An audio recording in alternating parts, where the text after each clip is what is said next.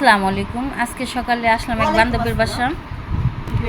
করলা ভাজি করছে আলু দিয়া, তারপরে যে আলু ভর্তা বাগার দিছে, এই যে এলাচি লেবু খুব সুন্দর স্মেল, তারপরে যে ডাইল দিয়া পেঁপি দিয়ে রান্না করছে।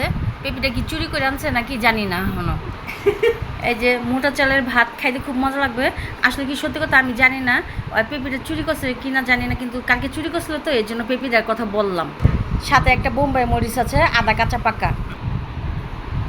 বিসমিল্লাহ রহমানির রহিম, ভাত দিচ্ছি।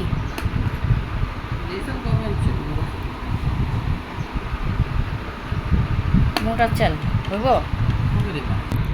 হ্যালো গাইস, এই যে ভাত নিলাম, ভাতের সাথে করলা দিয়ে আলু দিয়ে ভাজি, আলু ভর্তা, এলাচি লেবু, তারপরে সাথে আছে এই দেখতে পাচ্ছেন একটা বোম্বাই মরিচ।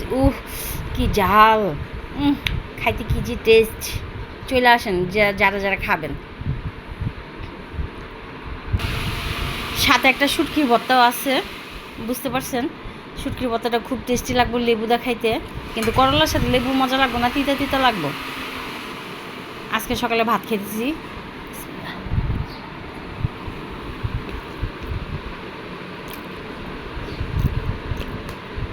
কি মোটা চাল, বাস লাগবো গলাটা নামাইতে।